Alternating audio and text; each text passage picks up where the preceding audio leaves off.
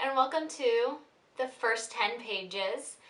Today we're going to be reading If I Stay by Gayle Forman. And the reason I picked this book for today, one, because I just finished reading Just One Day by Gayle Forman, and I'm in the middle of reading Just One Year by Gayle Forman. If I Stay is by far one of my most favorite books in the world. It is so beautiful, it's a tearjerker, and I highly recommend it. But I will read the first 10 pages, and you can find out if you want to read it or not. 9 a.m. Everyone thinks it was because of the snow, and in a way, I suppose that's true. I wake up this morning to a thin blanket of white covering our front lawn. It isn't even an inch, but in this part of Oregon, a slight dusting brings everything to a standstill, as the one snowplow in the county gets busy clearing the roads. It is wet water that drops from the sky, and drops and drops and drops, not the frozen kind. It is enough snow to cancel school. My little brother Teddy lets out a war whoop when Mom's AM radio announces the closures. Snow day, he bellows. Dad, let's go make a snowman. My dad smiles and taps on his pipe. He started smoking one recently as part of this whole 1950s Father Knows Best retro kick he's on. He also wears bow ties. I'm never quite clear on whether all this is sartorial or sardonic. Dad's way of announcing that he used to be a punker but is now a middle school English teacher. Becoming a teacher has actually turned my dad into this genuine throwback. But I like the smell of the pipe tobacco. It is sweet and smoky and reminds me of winters and wood stoves. You can make a valiant try, my dad tells Teddy. But it's hardly sticking to the roads. Maybe you should consider a snow amoeba. I can tell my dad is happy. Barely an inch of snow means that all the schools in the county are closed, including my high school and the middle school where Dad works. So it is an unexpected day off for him too. My mother, who works for a travel agent in town, clicks off the radio and pours herself a second cup of coffee. Well, if you lot are playing hooky today, no way I'm going to work. It's simply not right. She picks up the phone to call in. When she's done, she looks at us. Should I make breakfast?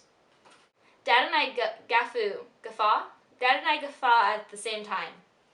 Mom makes me cereal and toast. Dad's the cook in the family. Pretending not to hear, she reaches into the cabinet for a box of Bisquick. Please, how hard can it be? Who wants pancakes? I do, Teddy yells. Can we have chocolate chips in them?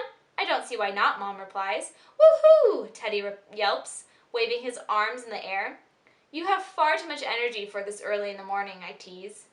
I turn to my mom. Maybe you shouldn't let Teddy drink so much coffee. I switched him to decaf, Mom volleys back. He's just naturally exuberant. As long as you're not switching me to decaf, I say. That would be child abuse, Dad says. Mom hands me a steaming mug in the newspaper. There's a nice picture of your young man in there, she says. Really? A picture?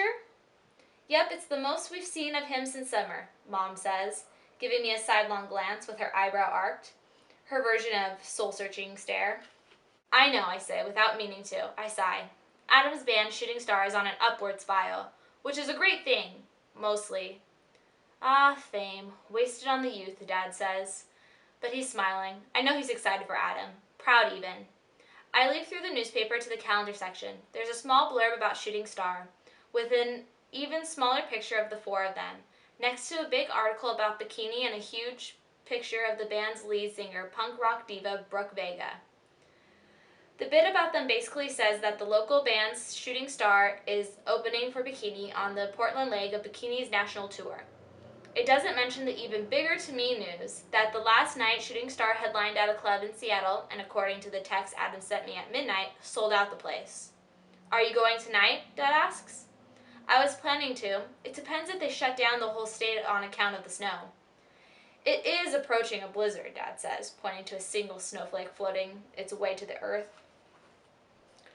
I'm also supposed to rehearse with some pianists from the college that Professor Christie dug up. Professor Christie, a retired music teacher at the university, who I've been working with for the last few years, is always looking for victims for me to play with. keep you sharp so you can show all those Juilliard snobs how it's really done, she says.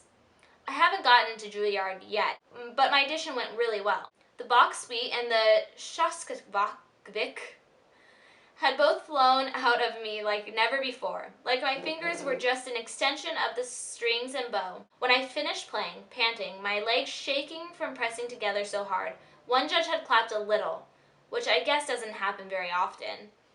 As I shuffled out, that same judge had told me that it had been a long time since a school had seen an Oregon country girl. Professor Christie had taken that to mean a guaranteed acceptance. I wasn't so sure that that was true. And I wasn't 100% sure that I wanted it to be true. Just like with Shooting Star Meteoric Rise, my admission to Juilliard, if it happens, will create certain complications, or more accurately, will compound the complications that have already cropped up in the last few months. I need more coffee. Anyone else, Mom asks, hovering over me with an ancient percolator. I sniff the coffee, the rich, black, oily French roast we all prefer. The smell alone perks me up. I'm pondering going back to bed, I say. My cello's at school, so I can't even practice. Not practice? For 24 hours? Be still my broken heart, Mom says. Though she has acquired a taste for classical music over the years, it's like learning to appreciate a stinky cheese. She's been a not always delighted captive audience for many of my marathon rehearsals. I hear a crash and a boom coming from upstairs. Teddy is pounding on his drum kit. It used to belong to Dad, back when he played drums in a big in our town, unknown anywhere else band, but back when he worked at a record store. Dad grins at Teddy's noise, and seeing that, I feel a familiar pang. I know it's silly, but I've always wondered if Dad is disappointed that I didn't become a rock chick. I'd meant to. Then in 3rd grade, I wandered over to the cello music class. It looked almost human to me. It looked like if you played it, it would tell you secrets, so I started playing. It's been almost 10 years now, and I haven't stopped. So much for going back to sleep, Mom yells over to Teddy's noise. What do you know? The snow's already melting, Dad says, puffing on his pipe. I go to the back door and peek outside. A patch of sunlight has broken through the clouds, and I can hear the hiss of the ice melting. I close the door and go back to the table. I think the county overreacted, I say.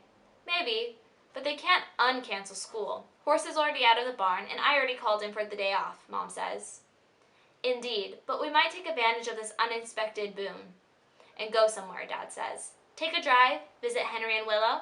Henry and Willow are some of Mom and Dad's old music friends, who also had a kid and decided to start behaving like grown-ups. They live in a big old farmhouse. Henry does web stuff from the barn they converted into a home office, and Willow works at a nearby hospital. They have a baby girl. That's the real reason Mom and Dad want to go out there. Teddy having just turned 8 and me being 17 means that we are long past giving off that sour milk smell that makes adults melt. We can stop at Book Barn on the way back, Mom says, as if to entice me. Book Barn is a giant, dusty, old, used bookstore. In the back, they keep a stash of 25-cent classical records that nobody ever seems to buy except me. I keep a pile of them hidden under my bed. A collection of classical records is not the kind of thing you would advertise. I've shown them to Adam, but that was only after we'd already been together for 5 months.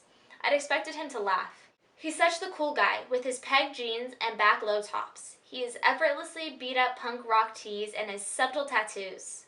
He is so not the kind of guy to end up with someone like me, which was why when I first spotted him watching me at the music studios at school 2 years ago, I'd been convinced he was making fun of me, and I'd hidden from him.